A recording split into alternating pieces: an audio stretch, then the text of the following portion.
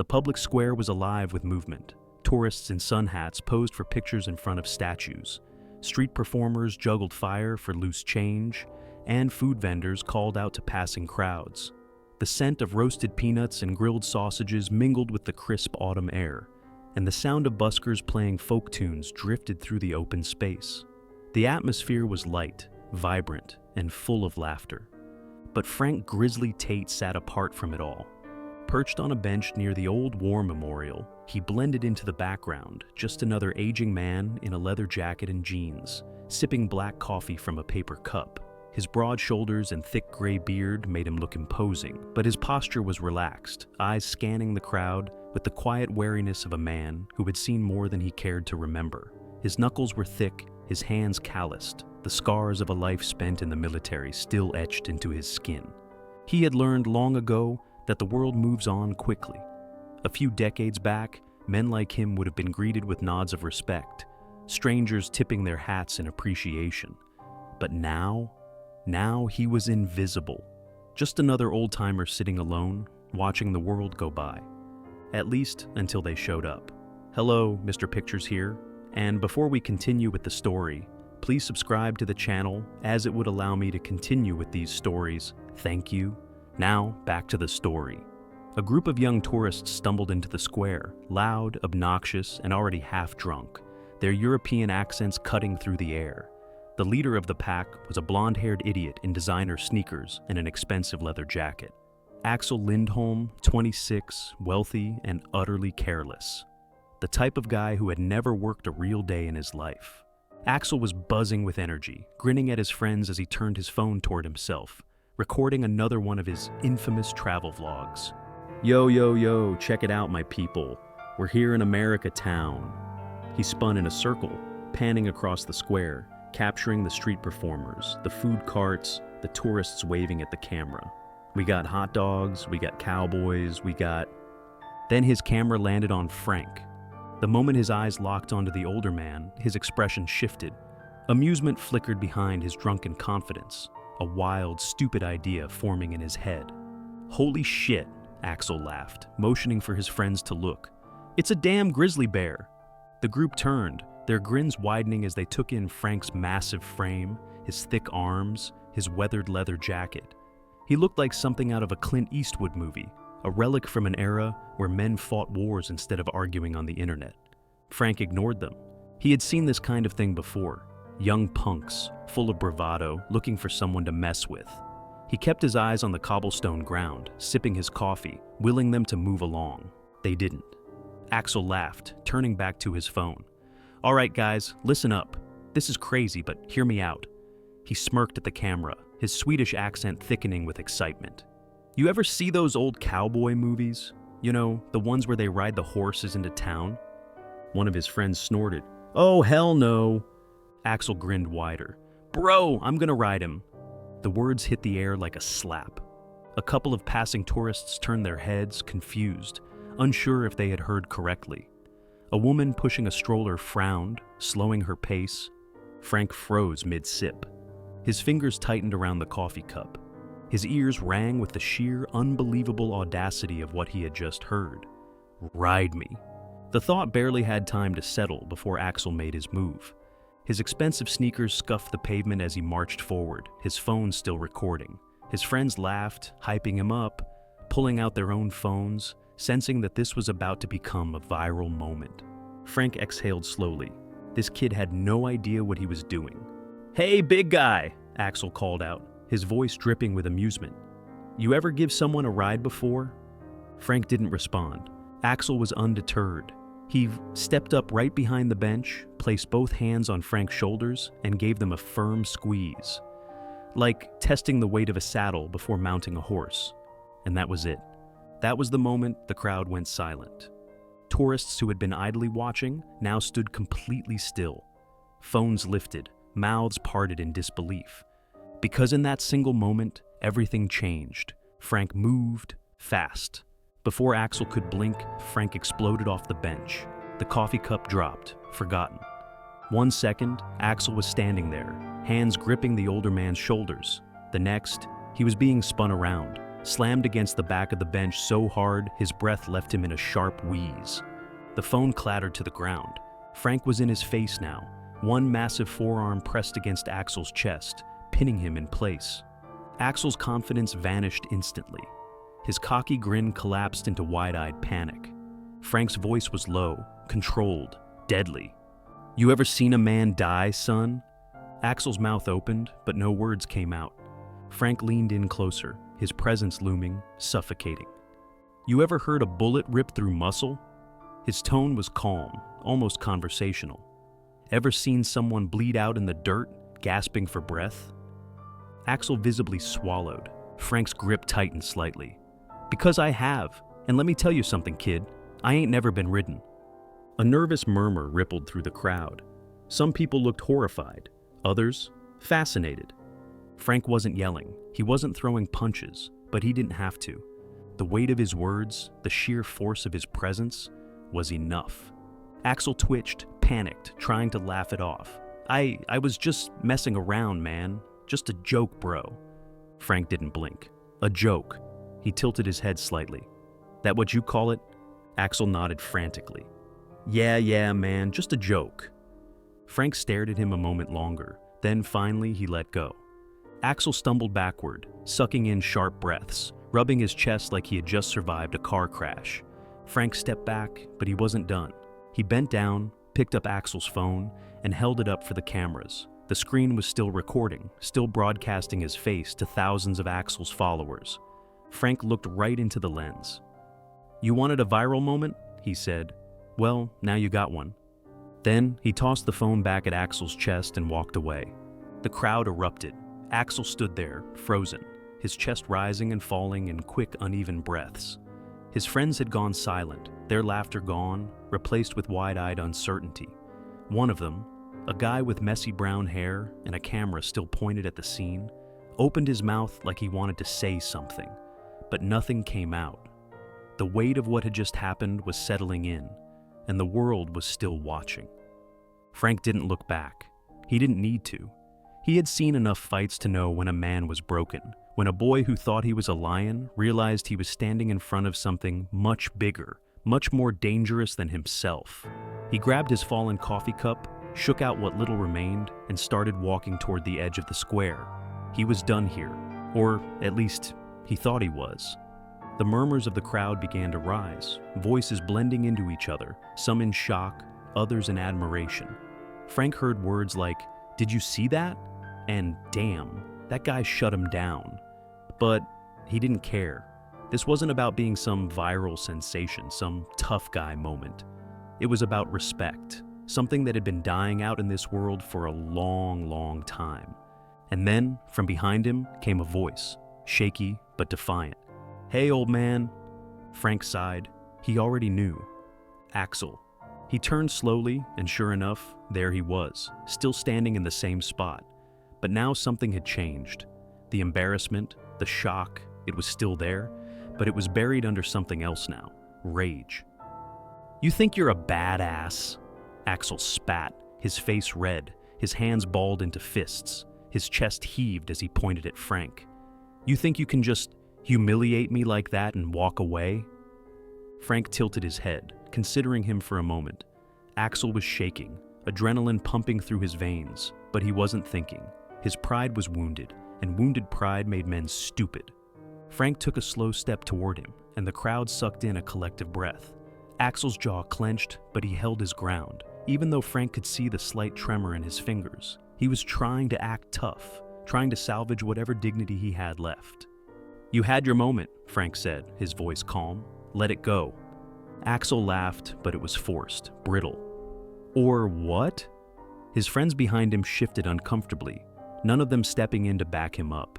They had seen what had just happened. They knew better. But Axel was spiraling now, too far gone to turn back. Frank sighed again. "Walk away, son." "Don't call me that," Axel snapped. His voice cracked slightly, and for a moment, there was a glimpse of something else, something deeper. Frank recognized it. A kid trying to prove something, not just to the crowd, but to himself. Axel's fists clenched tighter. His breathing was ragged. "You think you're better than me because you're some washed-up soldier?" Frank didn't move, didn't react. "You're just some old guy sitting alone, pretending you're still important," Axel sneered. "I bet nobody even remembers what you did. I bet the second you die, no one will give a damn. I bet—" Before he could finish the sentence, Frank moved. Not a punch, not an attack, just a step. One step forward, fast, sharp. Axel flinched so hard he nearly tripped over his own feet. The cocky bravado, the drunken courage, it shattered. Frank didn't touch him, didn't need to. He just stood there, his presence alone enough to send a message. Axel's face twisted, realizing in real time that he had lost again. The crowd saw it too, and then the laughter started. Not at Frank, at Axel. It wasn't loud at first, just a few chuckles, but then someone whistled mockingly and another muttered, "What a joke!" And suddenly, Axel wasn't the predator anymore. He was the fool. His eyes darted around wildly, looking for an escape, looking for someone, anyone, to back him up. His friends wouldn't even look at him now. They had already stepped back, their phones still out, but their faces embarrassed to even be associated with him. And then, to make matters worse, one man stepped forward from the crowd. He was tall, maybe in his late 30s, wearing a military-style jacket with patches on the sleeves. His posture was familiar, another soldier, another man who had seen war. The man looked at Frank, gave him a nod of respect, then turned his gaze to Axel. "Do you have any idea who you just disrespected?" His voice was calm, but it carried authority. Axel swallowed. I was just messing around." "No," the man cut him off. "You weren't. You were trying to make a fool out of someone who fought for the right for you to be as stupid as you are." He stepped closer, his face hard. "And you failed." Axel opened his mouth, but there was nothing left to say. His face was beet red, his hands shaking at his sides. He wanted to run, but running would only make it worse. His breath came in short, panicked bursts. Frank watched him carefully.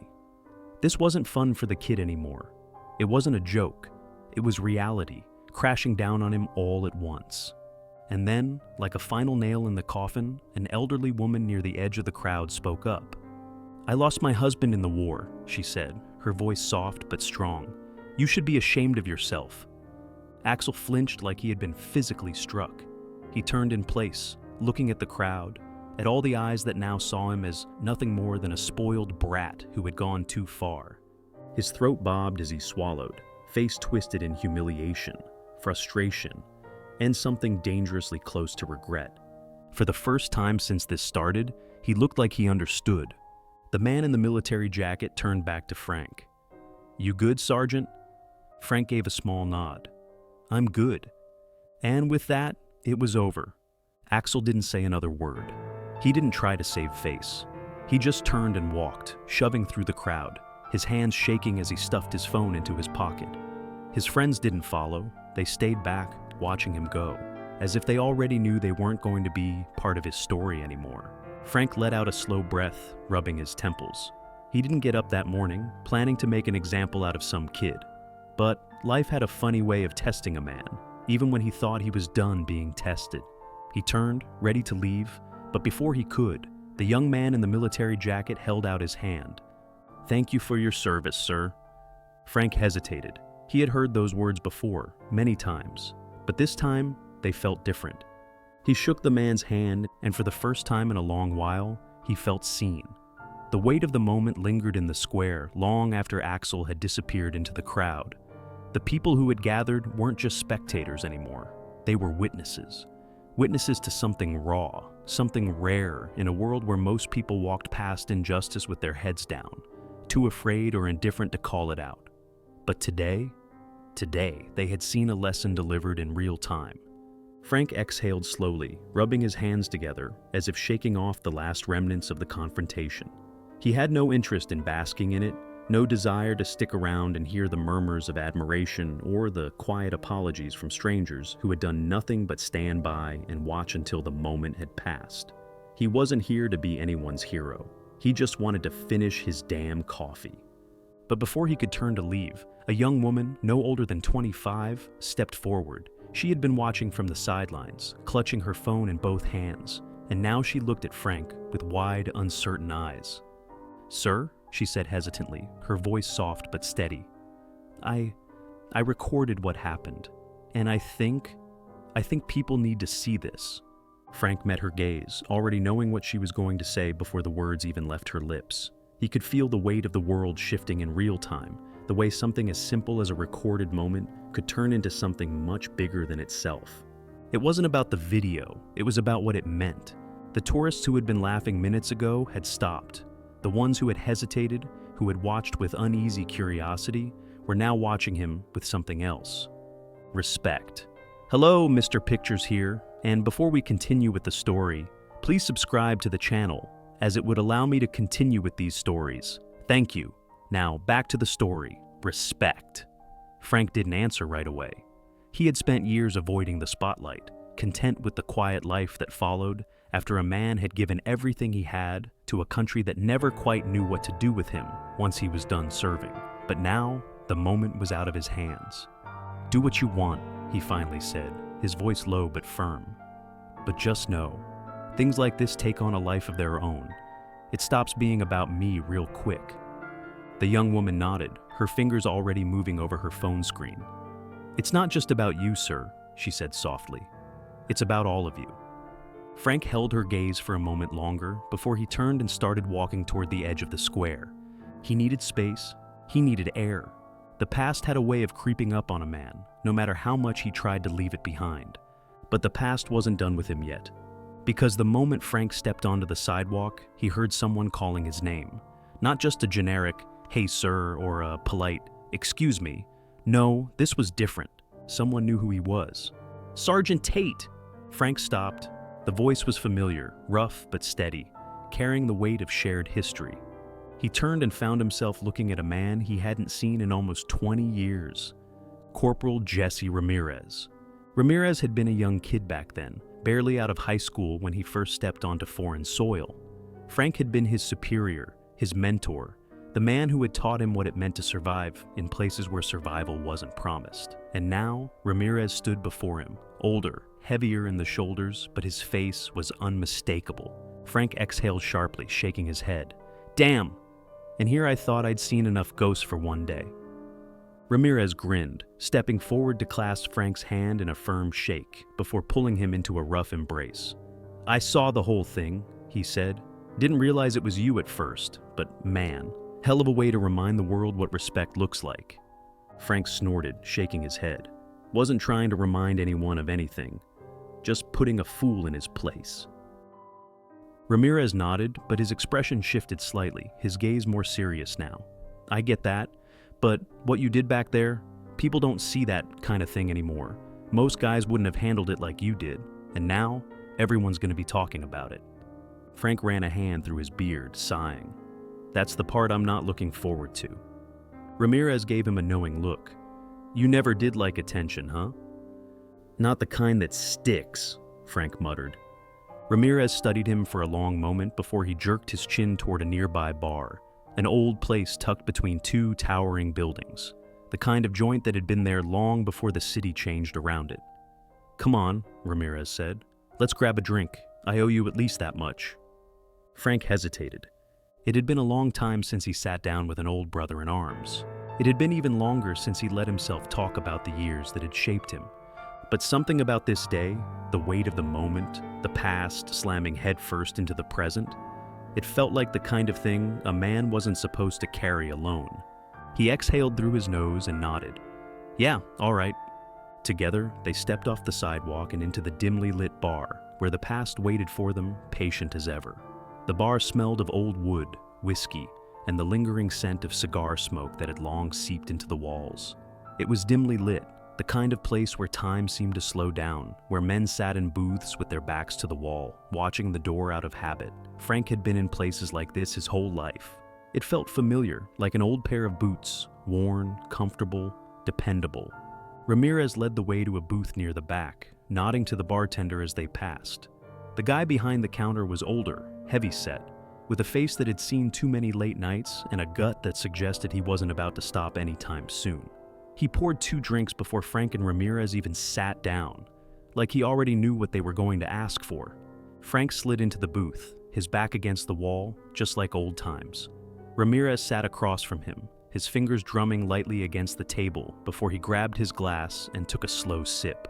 For a long moment, neither of them spoke. They just sat there. Two men who had shared war, who had once fought side by side in places most people couldn't pronounce, let alone understand. "You ever think about it?" Ramirez finally asked, rolling his glass between his hands. "The old days?" Frank exhaled through his nose. "Not if I can help it." Ramirez chuckled, but there was no humor in it. "Yeah, me neither." He took another sip, his gaze flicking toward the door before settling back on Frank. "That kid back there, Axel or whatever his name was, reminded me of some of the guys we used to train. Young, cocky, thought they were invincible until the world smacked them in the face." Frank nodded slowly. "Difference is, those kids got trained. They got humbled before it was too late. This one, he's never been told no in his life. He was just waiting for the wrong person to finally tell him." Ramirez shook his head. "You handled it better than I would have." Frank raised an eyebrow. "That's so?" "Hell yeah," Ramirez said with a snort. "I'd have knocked his teeth out before he even got the words out." He leaned back, studying Frank with an almost amused expression. "But you scared the hell out of him without even throwing a punch. That's some Jedi-level shit right there." Frank smirked but said nothing. He wasn't proud of what happened back there. It hadn't been about teaching a lesson. It had been about instinct, about something deep in his bones that wouldn't let him be disrespected like that. Some men had pride, others had experience. Frank had both. The door to the bar swung open, letting in a burst of street noise before it closed again. Frank didn't look immediately, but Ramirez did. "Shit," Ramirez muttered under his breath, setting his glass down. "Looks like the circus isn't over." Frank turned his head slightly and saw what he meant. A man had just walked in, one of Axel's friends. Not Axel himself, but one of the guys who had been standing off to the side during the whole scene earlier, laughing when it first started, but shutting up when it turned serious. He was younger, maybe mid-20s, with shaggy brown hair and an expression that wasn't quite cocky, but wasn't exactly apologetic either. The kid hesitated near the door, scanning the room until his eyes landed on Frank and Ramirez. He squared his shoulders, took a deep breath, and started toward them. Ramirez let out a low sigh. "You want me to handle this?" Frank shook his head. "Let's see what he wants first." The kid stopped a few feet away from their table, shifting awkwardly from foot to foot. Hey." Frank just looked at him, waiting. The kid cleared his throat. I just wanted to say, I wasn't laughing, back there, when it went down. I thought what Axel did was messed up." Frank didn't react. He just watched him, waiting for the part that mattered. The kid swallowed hard, clearly uncomfortable. "I don't know why I'm even here, to be honest. I guess I don't want you to think we were all like that." Ramirez scoffed. "You didn't stop him, though, did you?" The kid flinched slightly. "No, I didn't," he admitted. "But I didn't hype him up either. I told him he was being an idiot, but you know how guys like him are. They don't listen." Frank studied him for a long moment before finally speaking. "What's your name?" "Ryan," the kid said quickly, like he was relieved to be asked something simple. "All right, Ryan," Frank said, folding his arms across his chest. "So why are you really here?" Ryan hesitated again, then let out a breath, running a hand through his hair. "I don't know, man. Maybe because I feel like I should have done something back there, and I didn't.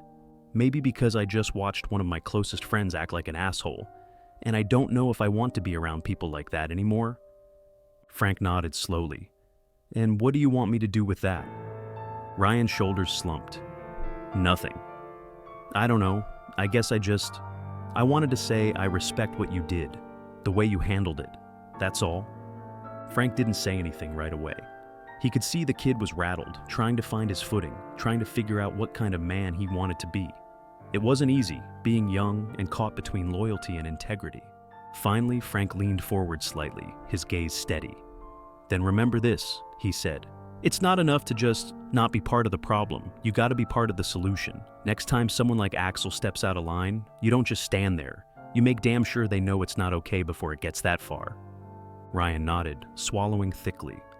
Yeah, I get that." Frank held his gaze for another moment before sitting back. "All right then. Ryan shifted again, looking like he wanted to say more, but then he just nodded once more and backed away, turning to leave. As soon as he was gone, Ramirez let out a low whistle. "Well, damn," Ramirez said. "Looks like you might have made an impression after all." Frank didn't smile, but something inside him settled. Maybe, just maybe, that kid would go home and think about what happened today. Maybe next time, he'd step up before things got out of hand. Maybe, for once, the lesson actually stuck.